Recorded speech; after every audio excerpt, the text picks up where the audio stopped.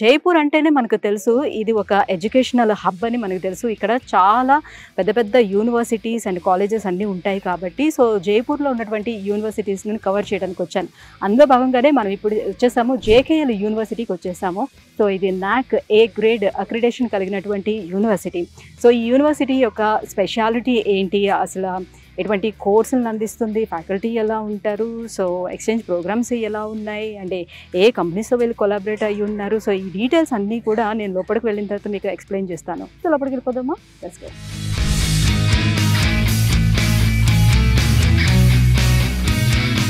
So viewers, మనం JKL university లోపలికి వచ్చేసాం. యూనివర్సిటీ చాలా అంటే చాలా కూల్గా, చాలా పెద్దదిగా ఉంది. సో జేకేఎల్ యూనివర్సిటీ గురించి మనం మాట్లాడుకోవాలి అని అంటే అందరికీ తెలిసిన విషయం జేకే టైర్స్ కానివ్వండి, JK cements and JK insurance, JK paper companies, ఇట్లా చెప్పుకుంటూ పోతే వాళ్ళకి చాలా కంపెనీస్ ఉన్నాయి జేకే గ్రూప్ వాళ్ళకి. 2011లో మనం చూసుకుంటే ఈ జేకే లక్ష్మీపత్ యూనివర్సిటీని అనేది స్టార్ట్ చేశారనమాట. సో మెయిన్ ఈ యూనివర్సిటీ అనేది మనకి సిఎస్సి మీద ఎక్కువగా కాన్సన్ట్రేట్ చేస్తూ వస్తుంది. ఎందుకు కంప్యూటర్ సైన్స్ మీదే ఈ జేకేఎల్ యూనివర్సిటీ కాన్సన్ట్రేట్ చేస్తుంది అని అంటే వీళ్ళు ప్రెస్టీజియస్ ఐఐటి, IITs ఈ ఇన్స్టిట్యూషన్స్ తోటి వీళ్ళు టైఅప్ అయి ఉన్నారనమాట. సో దానివల్ల వీళ్ళు ఒక మంచి సెమిస్టర్ ఎక్స్చేంజ్ ప్రోగ్రామ్ అనేది కూడా ఇంట్రడ్యూస్ చేశారు, తీసుకొచ్చారు. ఫ్యాకల్టీ అందరూ కూడా IIT, IIIT, IIM and other international universities నుంచి వచ్చినటువంటి ఫ్యాకల్టీస్ ఇక్కడ అవైలబుల్ ఉన్నారు. సో అందువల్ల స్టూడెంట్స్ మేజర్గా చూసుకోవాల్సింది ఫ్యాకల్టీ గురించే కదా. సో అంత పెద్ద పెద్ద ఫ్యాకల్టీని పెట్టడమే కాకుండా ఫ్యాకల్టీ అండ్ స్టూడెంట్స్ రేషియో మనం చూసుకున్నట్లయితే 1:11 ఉంది. అంటే 11 మంది పిల్లలకి ఒక ఫ్యాకల్టీ చెప్పున ఇక్కడ అనమాట డివైడ్ చేయడం జరిగింది. దీనివల్ల ఏంటంటే ఎవ్రీ స్టూడెంట్ పైన ఆ ఫ్యాకల్టీ కాన్సన్ట్రేట్ చేయడానికి అవకాశం ఉంటుంది. సో స్టూడెంట్స్ కూడా వాళ్ళకి ఏ డౌట్స్ ఉన్నా కూడా ఫ్యాకల్టీతో షేర్ చేసుకోవడానికి. అండ్ ఈ పిల్లలు ఎంతమంది ఉన్నారు, మోస్ట్లీ జేకేఎల్ యూనివర్సిటీ సిఎస్ మీద కాన్సన్ట్రేట్ చేస్తుందని చెప్పాను కదా. సో మరి దానికి తగ్గట్టుగానే క్లాస్ రూమ్స్తో పాటుగా ల్యాబ్స్ కూడా ఉండాల్సిన అవసరం ఉంటుంది. కాబట్టి మనం ఇప్పుడు చూస్తున్నది ల్యాబ్ అనమాట, కంప్యూటర్ ల్యాబ్.